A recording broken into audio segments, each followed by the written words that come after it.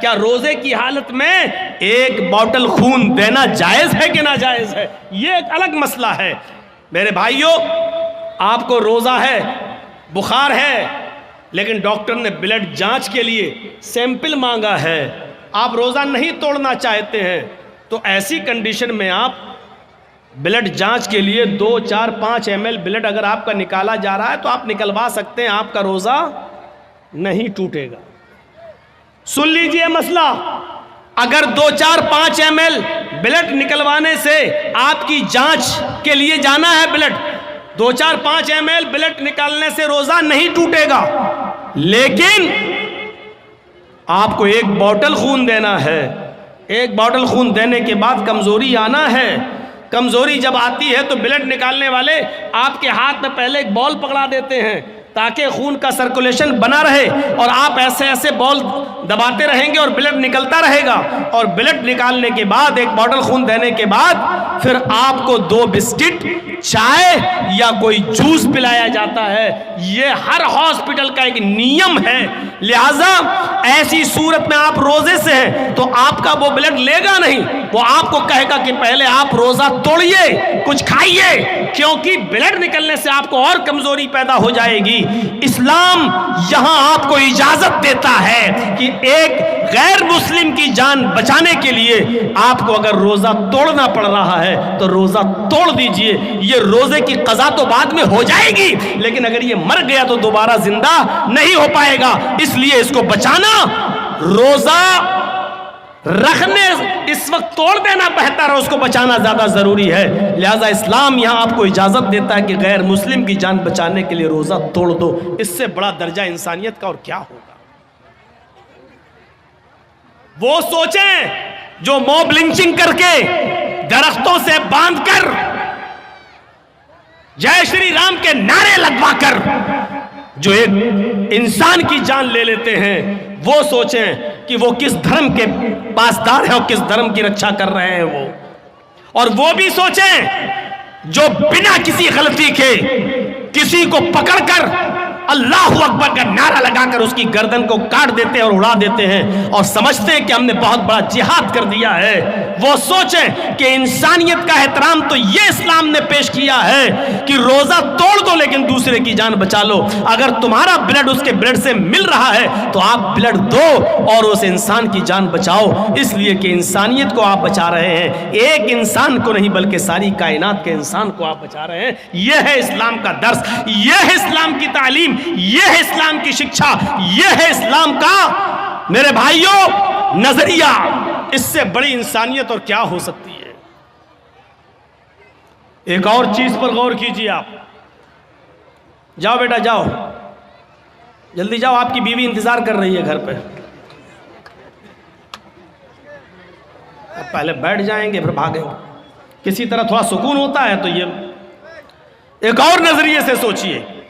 اسلام نے انسانیت دیکھی، انسانیت، اسلام نے اتنی باؤنڈیشن لگا دی ہے کہ کوئی بھی شخص جب کسی عورت سے شادی کرے تو کسی بھی قیمت پر کسی دوسرے کے بچے کو یہ اپنا نام نہ دے دے۔ اس پر اتنی باؤنڈیشن لگا دی ہے کہ آپ غور کیجئے، اگر کسی وجہ سے آپ اپنی بیوی کو طلاق دیتے ہیں اور تیسری طلاق جب دی جاتی ہے تو تیسری طلاق جب آپ دیں گے اس کے بعد عورت کی عدت شروع ہو جائے گی۔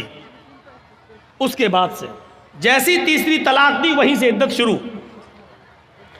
اب 3 مہینے تک وہ دوسری شادی نہیں کر سکتی ہے جب تک کہ وہ عدت پوری نہ کر لے۔ غور سے سنیے گا، اس کو سنیں گے تبھی بات سمجھ میں آئے گی۔ 3 مہینے تک اس کو کیوں روکا گیا؟ کیونکہ 3 مہینے میں ہو سکتا ہے کہ جو آدمی طلاق دے رہا ہو اس کا کوئی بچہ اس عورت کے پیٹ میں ہو۔ ایسا نہ ہو کہ طلاق کے فوراً بعد شادی کی اگر اجازت دے دی جائے تو کہیں ایسا نہ ہو کہ دوسرے کا بچہ یہ اپنے پیٹ میں رکھے اور کسی دوسرے مرد سے شادی کر لے اور دوسرا مرد اس بچے کو اپنا نام دے دے، حالانکہ یہ اس کا بچہ نہیں ہے۔ اس لیے 3 مہینے کا حکم دیا ہے کہ وہ عدت گزارے گی۔ اگر کسی کا شوہر مر گیا تو عورت عدت گزارے گی کتنے دن؟ 4 مہینے 10 دن۔ اگر کسی عورت کا شوہر مغرب سے پہلے انتقال کیا ہے، مغرب کی اذان سے پہلے انتقال کیا ہے، تو وہ دن عدت میں شامل کیا جائے گا، 1 دن مانا جائے گا۔ مان لیجئے آپ کے ہاں 6 بجے مغرب کی اذان ہو رہی ہے اور 5 بجے کسی کا شوہر انتقال کیا ہے، تو 5 بجے انتقال کرنے کے بعد بھی اس کا پہلا دن مانا جائے گا، کیونکہ ابھی تاریخ وہی ہے، مغرب کے بعد تاریخ چینج ہوگی، مغرب سے پہلے نہیں، وہ پہلا دن مانا جائے گا۔ یہی عقیقے میں بھی یہی دیکھا جائے گا، 7ویں دن جو بچے کا عقیقہ کیا جاتا ہے یہیں سے دیکھا جائے گا۔ مان لیجئے آپ کا بچہ جمعے کے دن مغرب سے پہلے پیدا ہوا ہے تو جمعے کا دن پہلا دن مانا جائے گا، جمعہ، سنیچر، اتوار، سوم، منگل، بدھ، جمعرات۔ اب عقیقہ کب ہوگا؟ جمعرات کو۔ اور اگر جمعے کے دن مغرب کے بعد بچہ پیدا ہوا ہے، مغرب کے بعد، تو جمعے کا دن نہیں جوڑا جائے گا، پھر سنیچر کا دن جوڑا جائے گا، پہلا دن، سنیچر، اتوار، سوموار، منگل، بدھ، جمعرات، جمعہ۔ اب عقیقہ کب ہوگا؟ جمعے کے دن ہوگا، اس بات کو یاد رکھیے گا۔ اور 7واں دن کب پڑے گا؟ جمعے کا دن۔ اگر جمعے کو مغرب کے بعد بچہ پیدا ہوتا ہے تو عربی میں مہینے کی شروعات مغرب کے بعد سے ہوتی ہے۔ ہم لوگ چاند کب دیکھتے ہیں؟ مغرب کی اذان ہو جاتی ہے، نماز کے بعد دیکھتے ہیں، جب چاند ہو گیا تو وہیں سے مہینہ شروع، وہیں سے تاریخ شروع، وہیں سے 1 تاریخ ہو گئی، اور وہ دوسرے دن مغرب تک 1 تاریخ رہے گی۔ جو شب قدر میں آپ رات جاگتے ہیں تو کب جاگتے ہیں؟ 20واں روزہ ہوتا ہے، مغرب کے بعد 21ویں رات شروع ہو جاتی ہے، آپ 21ویں، 23ویں، 25ویں جو رات جاگتے ہیں وہ اسی حساب سے جاگتے ہیں۔ تو میرے بھائیوں، عورت اگر 5 بجے اس کا شوہر ختم ہوا ہے تو وہ پہلا دن مانا جائے گا عورت کا، 1 دن، اس کے بعد 4 مہینے اور 10 دن۔ یہ 4 مہینے 10 دن عورت کی عدت کے دن کیوں شمار کیے گئے آپ کو معلوم ہے؟ تاکہ مرے ہوئے آدمی کا حمل اس عورت کے پیٹ میں نہ ہو سکتا ہے کہ وہ چھپا رہی ہو، حمل پیٹ میں نہ ہو۔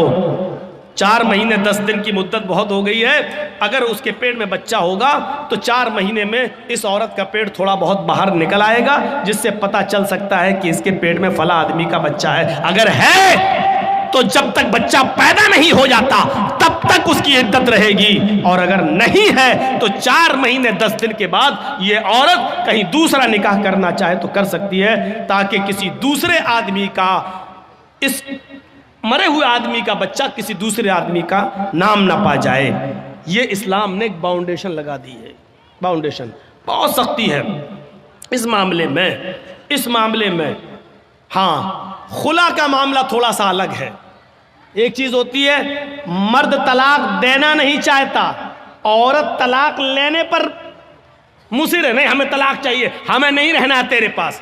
مان لیجئے بہت سا شرابی جواری آدمی ہے، عورت نہیں رہنا چاہتی ہے اور آدمی اس کو طلاق نہیں دینا چاہتا، نہیں ہم نہیں دیں گے۔ ایسی صورت میں عورت خلا لیتی ہے۔ خلا یہ ہوتا ہے کہ قاضی کو بٹھائے گی یا 4-5 آدمی کو بٹھائے گی اور کہے گی کہ مجھے اس کے ساتھ نہیں رہنا ہے، آپ لوگ گواہ رہیے، میں خلا لے رہی ہوں، یہ طلاق نہیں دے رہا ہے، لہٰذا وہ قاضی نکاح فسخ کر دے گا اور وہ عورت اب آزاد ہو گئی۔ آدمی چاہے طلاق دے یا نہ دے، عورت خلا لے لی ہے، اب یہ آزاد ہو چکی ہے، لیکن اس کے باوجود اس کو 1 پیریڈ، 1 حیض تک رکنا پڑے گا، وہ دوسری شادی نہیں کر سکتی ہے جب تک کہ اس کو 1 پیریڈ نہیں آ جاتا ہے۔ 1 پیریڈ کا مطلب اس کو، عورت کو جو ہر مہینے جو ہر عورت کو جو خون بلڈ آتا ہے، 1 پیریڈ، جب تک وہ پیریڈ نہیں آ جاتا ہے تب تک وہ دوسرا نکاح نہیں کرے گی، اور پیریڈ آنے کے بعد پھر وہ دوسرا نکاح کر سکتی ہے۔ پیریڈ آنے کا مطلب یہ ہے کہ وہ حاملہ نہیں ہے، یعنی جس آدمی سے اس نے خلا لیا ہے اس کا بچہ اس کے پیٹ میں نہیں پل رہا ہے۔ اب سوچئے اسلام نے کتنی باؤنڈیشن لگائی ہے کہ آپ کے پیٹ میں پلنے والے بچے کو اس کے اصلی باپ کا نام ملے، وہ بچہ جب باہر آئے تو اپنی نسبت اپنے اصلی باپ کی طرف کر سکے۔ کتنی حفاظت کی ہے اسلام نے نسل کی، اور نسل کو پاکیزہ بنانے کی کتنی حفاظت کی ہے، لیکن اس کے باوجود اسلام یہ بھی کہتا ہے اگر خدا نخواستہ کسی عورت کے پیٹ میں حرام اولاد پل رہی ہے، زنا کی پیداوار ہے، اور اس نے اقرار بھی کر لیا ہے کہ حرام اولاد ہے، وہ کہہ بھی رہی ہے کہ فلاں آدمی سے میرا ساتھ سمبند بن چکا تھا اور اس کا حمل میرے پیٹ میں ہے، تو اسلام انسانیت کا وہ درس دیتا ہے کہ حرام اولاد ہونے کے باوجود اگر کسی عورت کے پیٹ میں پل رہی ہے تو پیٹ میں بچے کو مارا نہیں جا سکتا ہے۔ اگر اسلامی قانون کہیں ہے اور زناکار کی سزا پتھروں سے مار مار کے مار ڈالنا ہے، لیکن اگر وہاں یہ پتا چل جائے کہ اس عورت کے پیٹ میں بچہ ہے، اگرچہ ناجائز ہے، اگرچہ حرام ہے، تو اسلامی ملک بھی اس عورت کو سزا نہیں دے سکتا جب تک کہ بچہ پیدا نہ ہو جائے، کیونکہ غلطی اس کی ماں کی ہے، اس بچے کی نہیں جو پیٹ میں پل رہا ہے۔ غور کیجئے، اسلام حرام اولاد کو بھی مارنے کی اجازت نہیں دیتا ہے۔ جو عورتیں اپنے پیٹ میں حلال بچوں کو گرا دیتی ہیں ان کو اپنے بارے میں سوچنا چاہیے، کل قیامت کے دن یہ بچہ جس کو تم نے گرایا ہے اپنے پیٹ سے، قیامت کے دن یہ بچہ اپنے ماں کی پستان اور اپنے ماں کی چھاتیوں سے لٹکا ہوا آئے گا۔ جاء یوم القیامت ومعلق بین ثدیہا، وہ بچہ قیامت کے دن اس حال میں آئے گا کہ معلق بین ثدیہا، اپنے ماں کی دونوں پستان سے لٹکا ہوا ہوگا، اپنی ماں کی پستان سے دودھ چوس رہا ہوگا، اور اللہ کہے گا اے اس ماں کی پستان سے دودھ چوسنے والے بچے، کیا تیری کوئی شکایت ہے؟ کیا تو کچھ بولنا چاہتا ہے؟ کیا تجھے اپنے رب سے کچھ کہنا ہے؟ اللہ اس کو زبان دے گا۔ وہ چھوٹا سا بچہ جو اپنے ماں کی پستان سے دودھ چوس رہا ہوگا اپنی زبان ہٹائے گا، اپنا منہ ہٹائے گا، یقول، اور اللہ سے شکایت کرے گا، یا ربی ہذہ امی قتلتنی، اللہ یہ میری ماں ہے جس کا دودھ میں پی رہا ہوں، جس کی پستان سے میں لٹکا ہوا ہوں، اللہ یہ میری ماں ہے جس نے دنیا میں مجھے مار ڈالا تھا، اللہ یہ میری ماں ہے جس نے دنیا میں مجھے قتل کر دیا تھا، ہذہ امی قتلتنی، اللہ یہ میری ماں ہے جس نے دنیا میں مجھے مار ڈالا تھا، اللہ یہ میری ماں ہے جس نے دنیا میں مجھے قتل کر ڈالا تھا، اے اللہ یہ دنیا میں میری نہ ہوئی تو اس کا مت ہو، اس کو بھی تو جہنم میں پھینک دے۔ اللہ رب العالمین پھر اس عورت کو جس نے دنیا میں اپنے بچے کا مرڈر کیا بنا کسی غلطی کے، بنا کسی پریشانی کے، اس نے یہ سوچ کر کہ 3 لڑکیاں پہلے سے، چوتھا بھی میری لڑکی ہے، الٹرا ساؤنڈ میں چیک کرانے کے بعد پتا چلا لڑکی ہے، نہیں ہمیں نہیں چاہیے، اور ایبورشن کرا دیا، گرا دیا، قیامت کے دن اس عورت کو جہنم میں پھینک دیا جائے گا، اور وہ بچہ اپنی ماں کو خود جہنم میں لے جانے کا سبب بنے گا کہ نہیں اللہ اس نے دنیا میں مجھے مار ڈالا تھا۔ اسلام تو حرام اور ناجائز اولاد بھی گرانے کی اجازت نہیں دیتا ہے۔ یہ انسانیت کا احترام ہے، انسانیت کا احترام۔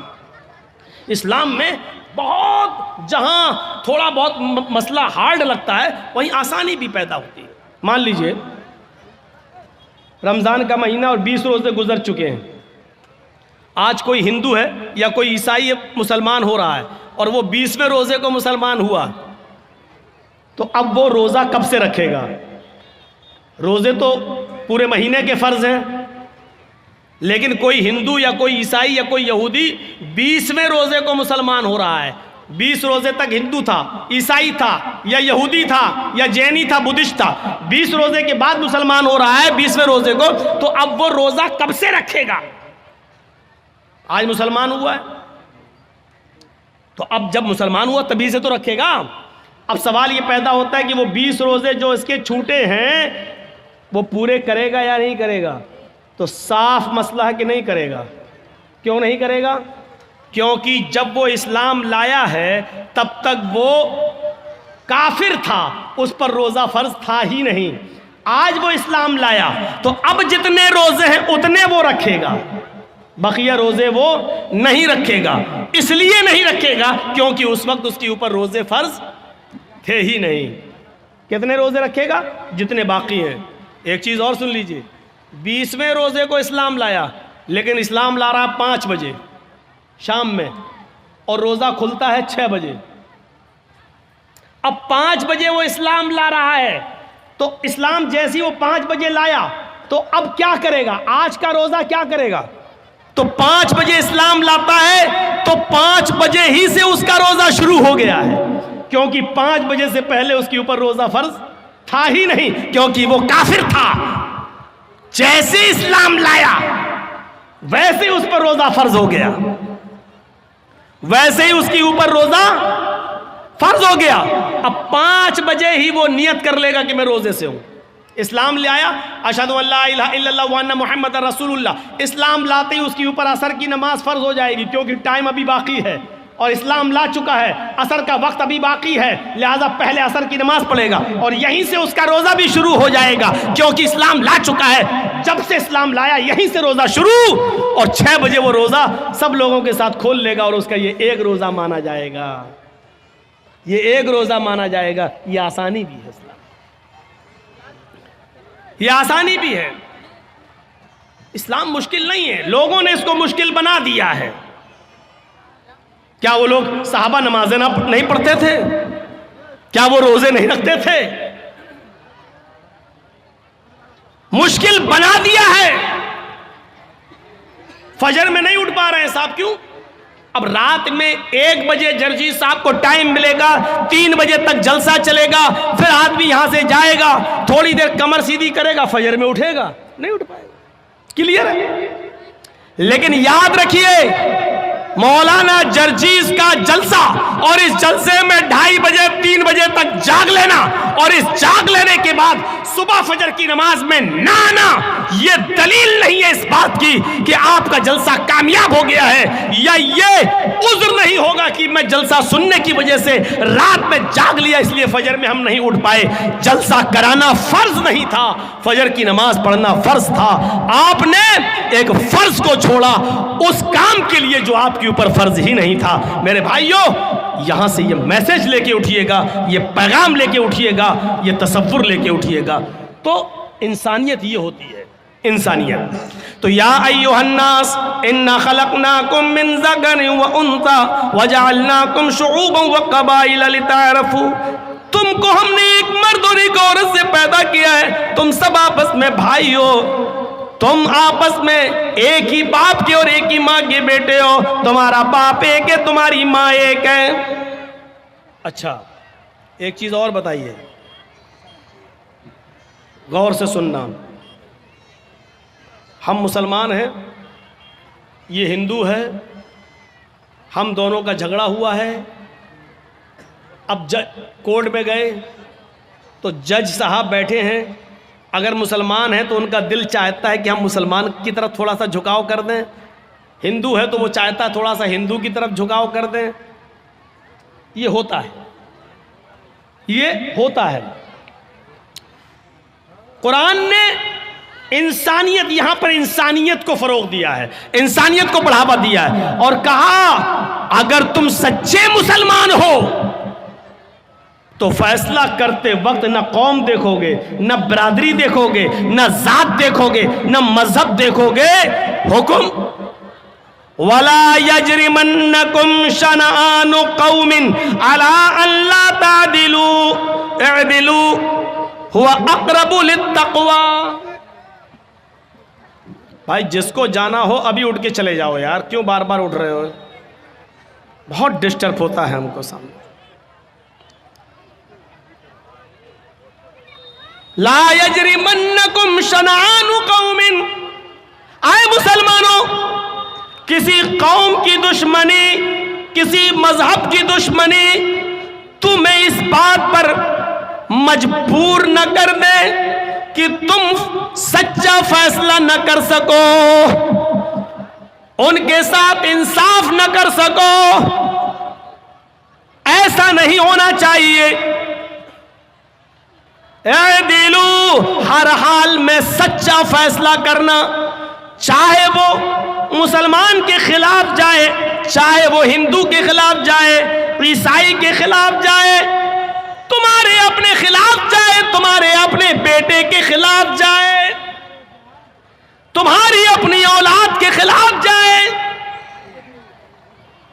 اچھا آپ کے ہاں مان لیجئے، ہمیں نہیں معلوم چاپی میں یہ ہوتا ہے یا نہیں ہوتا ہے، بنگال کے جلسوں میں بہت جگہ ایسا دیکھا گیا ہے کہ ایک گاؤں میں کوئی لڑکا اسی گاؤں کی کسی لڑکی کو لے کے بھاگ گیا،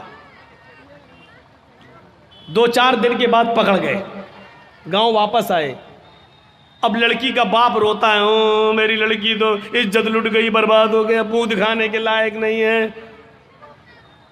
اب زور ڈالا جاتا ہے گاؤں کی طرف سے کہ تو لے کے بھاگا تھا، چل اب شادی کرو اس کے ساتھ۔ یہ گاؤں کی طرف سے فیصلہ ہوتا ہے شادی کرو اس کے ساتھ، اور وہ لڑکا تیار نہیں ہے شادی کرنے کے لیے۔ وہ لڑکا کہہ رہا بھائی شادی کی تو کوئی بات ہی نہیں ہوئی تھی۔ اب یہ لڑکی کا باپ کہہ رہا ہے یہ لڑکا لے کے بھاگ گیا میری لڑکی کو، اب میری لڑکی تو بدنام ہو گئی، کچھ ہوا ہو یا نہ ہوا ہو لیکن بدنام تو ہم ہو گئے، کون میری لڑکی سے شادی کرے گا؟ لڑکے کا باپ یہ کہہ رہا بھائی دونوں باتیں کرتے تھے، موبائل پہ لگے رہتے تھے رات رات بھر، ہم کیا کریں؟ لڑکا کہہ رہا ہم شادی کیوں کریں، شادی کی کوئی بات ہی نہیں ہوئی ہے اس سے ہماری۔ ٹھیک ہے ہم بھگا کے لے گئے تو تمہارے گھر تھوڑی گھس کے لے گئے تھے، ہم فون پہ بات ہوئی فلاں جگہ تم آ جاؤ، ہم بھی فلاں جگہ چل رہے ہیں، موٹر سائیکل لے کے آ جائیں گے، ہم وہاں موجود تھے، یہ آ گئی ہم لے کے بھاگ گئے۔ اب گاؤں میں جو سرپنچ ہوتے مکھیا لوگ، سنو اگر یہاں پر بھی ایسا ہوتا ہے تو سن لیں اس گاؤں کا مکھیا اور سردار، قیامت کے دن تمہیں بھی گواہی دینا پڑے گی اور اللہ کے سامنے تمہیں بھی جواب دینا پڑے گا۔ اب کیا ہوتا ہے، اچھا ٹھیک ہے تو شادی نہیں کرے گا، نہیں، اب اس لڑکی کا تو عزت خراب ہو گئی، ہاں تو کیا ہوا، چل 5 لاکھ روپے جرمانہ دے گا لڑکا والا لڑکی کو۔ ابے تیرے باپ کا فیصلہ ہے؟ گاؤں کے مکھیا سردار یا سرپنچ یا پنچایت میں جو لوگ بیٹھ کر یہ فیصلہ کرتے ہیں یہ سب رونگ ہے، قرآن و حدیث کے خلاف فیصلہ کر رہے ہیں۔ دنیا میں 5 لاکھ 4 لاکھ روپے دلوا سکتے ہو لیکن قیامت کے دن اپنے آپ کو بچا نہیں سکتے ہو اس فیصلے سے۔ سوال یہ پیدا ہوا ہے کہ لڑکا بھاگا تو لڑکی بھی تو بھاگی، پھر جرمانہ صرف لڑکے پر کیوں عائد ہو رہا ہے اور لڑکے کا پیسہ 4 لاکھ 5 لاکھ روپے آپ لڑکی کو اور اس کے باپ کو دلا دیتے ہیں؟ یہ کہاں کی انسانیت ہے؟ جبکہ قرآن یہ کہہ رہا ہے الزانیۃ والزانی فاجلدوا کل واحدۃ منہما 100 جلدہ۔ زنا کرنے کی بدکاری کی شروعات لڑکے کی طرف سے پہلے نہیں، لڑکی کی طرف سے پہلے ہوتی ہے۔ بھاگنے اور بھگانے کی شروعات لڑکے کی طرف سے نہیں، لڑکی کی طرف سے پہلے ہوتی ہے۔ یہ سوئی ہے، یہ دھاگا ہے، جرجی صاحب سوئی میں دھاگا ڈال رہے ہیں لیکن سوئی کو ہم ایسے ہٹا دیتے ہیں، دھاگا جا ہی نہیں سکتا ہے۔ جب سوئی اپنی جگہ پر کھڑی ہے، ٹس سے مس نہیں ہو رہی ہے، تب دھاگا اس سوئی کے اندر چلا جائے گا۔ یہ صاف صریح دلیل ہے اگر لڑکی اپنے آپ کو بچائے تو لڑکا کبھی اس کے ساتھ زنا کر ہی نہیں سکتا۔ مولوی جرجیز کی بات انڈین قانون کے خلاف ہے لیکن قرآن و حدیث کی روشنی میں ہے۔ زنا کی شروعات اگر لڑکی بھاگنے کے لیے تیاری نہ ہو تو لڑکا بھگا ہی نہیں سکتا ہے، لڑکی بھاگتی نہیں۔ سوال ہے صاحب میرا لڑکا، تمہارا لڑکا میری لڑکی بھگا کے لے گیا، تو 18 سال تک پالتا رہا، پھر تو اپنی الماری بھی نہیں بچا سکا، وہ پیسہ بھی لے کے بھاگ گئی اور سونا بھی لے کے چلی گئی، زیور بھی لے کے چلی گئی۔ جب تو اپنی لڑکی پر اتنا کنٹرول نہیں کر سکا تو جرمانہ لڑکے والوں پر لگاتے ہیں، اور یہ فیصلہ پنچایت کرتی ہے، گاؤں کی سرپنچ کرتا ہے، مکھیا کرتا ہے، سردار کرتا ہے یہ فیصلہ جو قرآن و حدیث کے خلاف ہے۔ شادی ہو سکتی ہے یا نہیں وہ ایک الگ مسئلہ ہے، وہ الگ جانے دیجئے۔ سوال یہ ہے کیا جرمانہ لڑکے کے اوپر عائد ہوگا جبکہ بھاگنے میں دونوں نے برابر کی بھاگیداری لی ہے؟ کوئی لڑکا زبردستی گھر میں گھس کر لے کر تو نہیں گیا تھا، آپ کی لڑکی بھی گھر سے نکلی، لڑکا بھی نکلا، دونوں نکلے، ایک ہفتہ غائب رہے، پھر آئے، وہ ایک الگ مسئلہ ہے. لہذا جرمانہ عائد ہونا چاہیے تو دونوں پر ہونا چاہیے, کوڑے پڑنا چاہیے تو دونوں پہ پڑنا چاہیے, سنسار ہونا چاہیے تو دونوں کو ہونا چاہیے, اگر سزا ملنی چاہیے تو دونوں کو برابر برابر ملنی چاہیے. آپ یہاں لڑکے پر 5 لاکھ 2 لاکھ 3 لاکھ کا جرمانہ لگا کر آپ سزا نہیں دے رہے ہیں, بلکہ لڑکے سے لڑکی کو ایوارڈ دلوا رہے ہیں, انعام دلوا رہے ہیں. اب گاؤں کی اور دوسری لڑکیوں کو یہ اتساہن مل رہا ہے کہ ہم بھاگ رہے ہیں, اگر شادی ہوگی تب بھی ٹھیک, اور نہیں ہوگی تو 5 لاکھ روپیہ ہمیں ویسے بھی مل جائے گا. اس 5 لاکھ روپے میں تو ہم دوسری شادی بھی کسی اور سے اچھی طریقے سے کر سکتے ہیں. سن لو, اس جرمانے پر جن لڑکیوں کے حوصلے بڑھتے ہیں ان کا گناہ بھی ان پنچایتوں کے سر پہ رکھا جائے گا. وَلَا يَجْرِمَنَّكُمْ شَنَآنُ قَوْمٍ عَلَىٰ أَلَّا تَعْدِلُوا, کسی قوم کی دشمنی تمہیں اس بات پر مجبور نہ کر دے کہ تم عدل نہ کرو, فیصلہ نہ کرو. ایسا نہیں ہونا چاہیے. اعدلوا هو اقرب للتقوى, ہر حال میں انصاف کرنا, ہر حال میں سچی بات کہنا, چاہے وہ کسی کے بھی خلاف ہو. حضرت علی رضی اللہ تعالیٰ عنہ کی ایک زرہ کیا ہوتی ہے آپ کو بتاؤں. زرہ ہوتی ہے, جنگ میں جب لڑا جاتا تھا تو ایک لوہے کی قمیص کی طرح یا کرتے کی طرح ایک وہ ہوتا تھا, وہ اپنے گلے میں ڈال لیا جاتا تھا تاکہ دشمن کا تیر سینے میں نہ لگے, اس لوہے پر لگ جائے. تیر آئے, کھنجر آئے, تلوار آئے تو وہ لوہے پر لگے, تو اس کو بولتے تھے زرہ. تو جنگ میں جاتے تھے تو زرہ پہن لیتے تھے صحابہ. حضرت علی کی بھی ایک زرہ تھی جو گھر کے باہر رکھی ہوئی تھی. حضرت علی اندر چلے گئے, زرہ باہر رکھی رہی, جب گھر سے باہر آئے تو زرہ غائب ہو گئی. پانی ہے, ٹھیک ہے, چلو آج پی لیتا ہوں.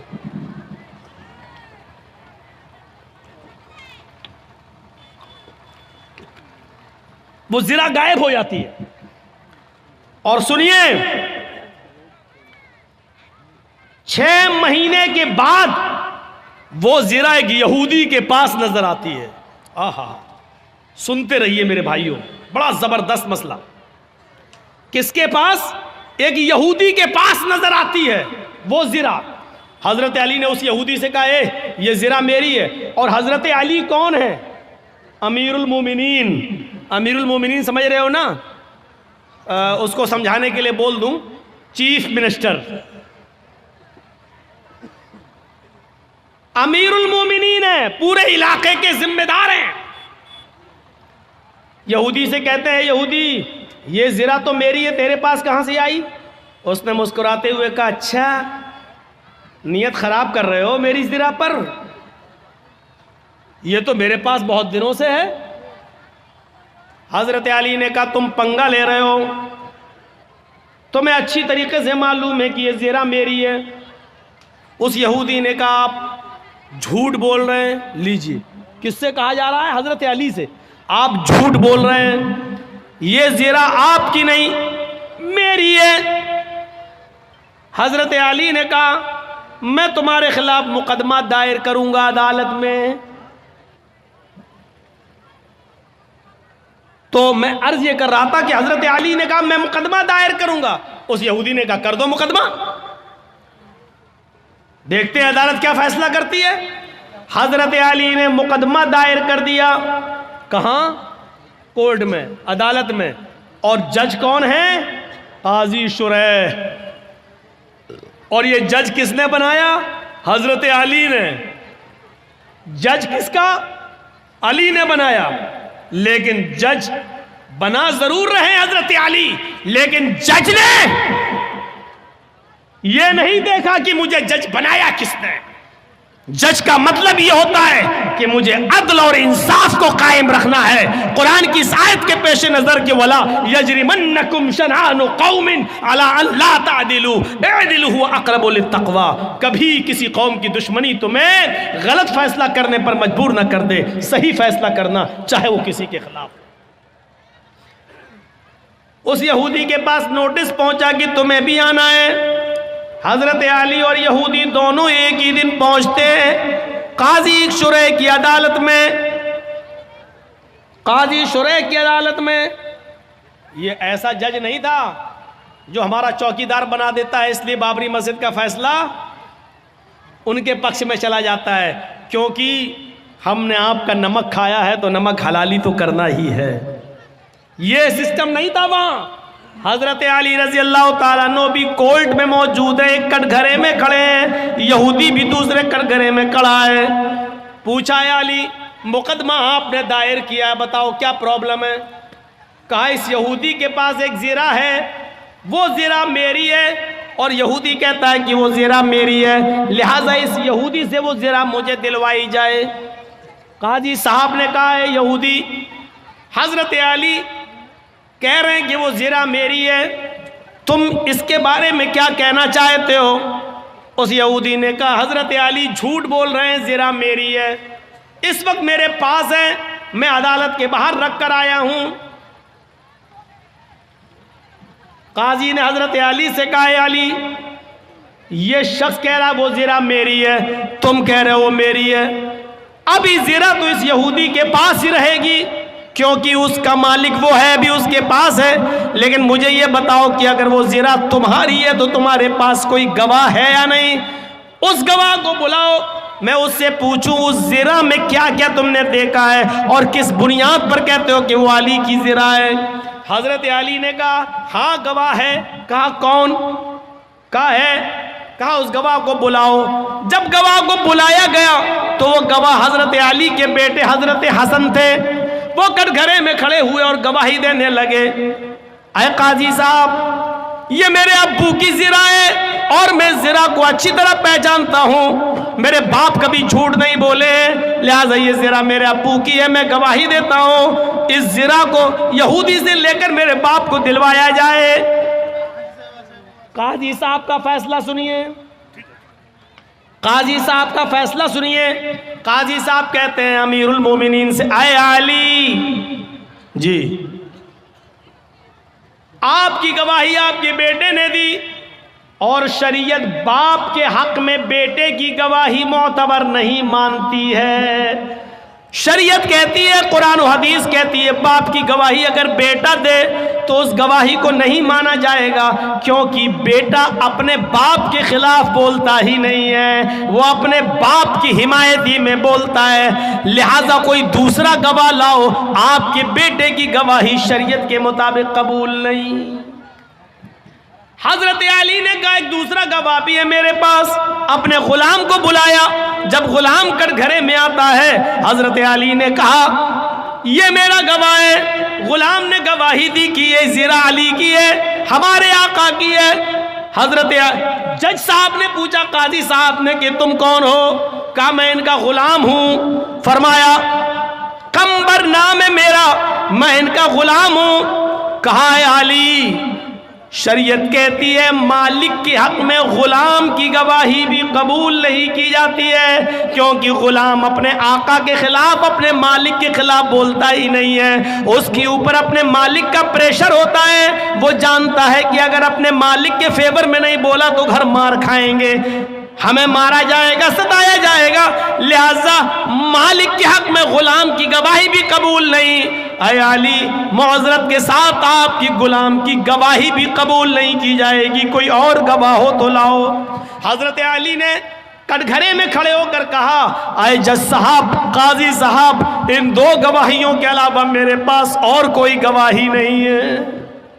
آج کل تو 100 روپے میں جھوٹے گواہ مل جاتے ہیں، میرے پاس اور کوئی گواہی نہیں ہے۔ قاضی صاحب کا فیصلہ ہوتا ہے اے یہودی، حضرت علی زرہ کو ثابت کرنے میں اور گواہ پیش کرنے میں ناکام رہے، وہ شریعت کے مطابق سچا گواہ پیش نہیں کر سکے، اور جو گواہ پیش کیا وہ شریعت کے دائرے میں آتا ہی نہیں ہے، لہٰذا علی ناکام رہے زرہ کو اپنا ثابت کرنے میں۔ وہ زرہ کے مالک تم ہو اور عدالت یہ فیصلہ کرتی ہے کہ وہ زرہ کے حقدار تم ہی رہو گے، وہ زرہ تمہاری رہے گی، اس زرہ پر تمہارا حق ہے، تم جا سکتے ہو اور زرہ بھی لے جا سکتے ہو۔ یہ اس جج کا فیصلہ ہے جو حضرت علی نے بنایا، یہ اس قاضی کا فیصلہ جس کو حضرت علی نے بنایا، لیکن قرآن و حدیث کے مطابق فیصلہ کیا۔ فیصلہ میں اگرچہ زرہ میں حضرت علی کی تھی، زرہ حضرت علی کی تھی، لیکن گواہ وغیرہ نہ لانے میں ایسا ہو جاتا ہے کہ فیصلہ یہودی کے حق میں کرنا پڑتا ہے۔ یہودی اس زرہ کو اٹھاتا ہے، کٹ گھرے سے باہر نکلتا ہے، کہتا ہے جج صاحب آپ کے فیصلے کو سلام کرتا ہوں، آپ نے وہی فیصلہ کیا جو قرآن و حدیث میں بتایا گیا، آپ نے وہی فیصلہ کیا جو محمد رسول اللہ نے بتایا، آپ نے وہی فیصلہ کیا، اور میں یہی دیکھنا چاہتا تھا کہ امیر المومنین علی کے ہوتے ہوئے مجھ پر جبر تو نہیں کیا جاتا، ظلم تو نہیں کیا جاتا۔ آپ کی عدالت میں اور علی نے یہ ثابت کر دیا ہے کہ یہاں پر ظلم و زیادتی کا کوئی شائبہ بھی نہیں پایا جاتا ہے۔ اب میرا فیصلہ سن لیجئے جج صاحب، قاضی صاحب، حضرت علی سچے ہیں، یہ زرہ حضرت علی ہی کی ہے، یہ دروازے کے باہر رکھی ہوئی تھی، کوئی نہیں تھا، میں اس کو اٹھا لایا، 6 مہینے تک میں نے اس کو چھپایا، اور ایک دن جان بوجھ کر 6 مہینے کے بعد میں علی کے سامنے آ گیا تاکہ علی میری زرہ کو دیکھ لے، پھر دیکھیں کیا ریئیکشن لیتے ہیں، پھر ساری پرتکریا عدالت کے مطابق چلتی ہے، اور ہم نے دیکھا اس پورے معاملے میں ظلم و ستم نہیں ہوتا ہے، لہٰذا یہ زرہ علی کی ہے، میں علی کو دے رہا ہوں، اور آج اس بات کا اقرار بھی کرتا ہوں کہ آپ نے قرآن و حدیث کے مطابق سچا فیصلہ سنایا۔ آج اسلام سے میں بھی اپنا رشتہ جوڑ رہا ہوں، اشہد ان لا الہ الا اللہ و اشہد ان محمدن عبدہ و رسولہ، یہ کلمہ پڑھ کر حضرت علی اسلام کے سامنے وہ یہودی اسلام لے آتا ہے۔ یہاں سے آپ اندازہ لگائیے کہ حضرت علی کے خلاف فیصلہ ہو رہا ہے، حضرت علی کے خلاف فیصلہ ہو رہا ہے، تو کسی کی دشمنی تمہیں اس بات پر مجبور نہ کر دے کہ تم اس کے ساتھ نا انصافی کرو، نا انصافی نہیں ہونی چاہیے۔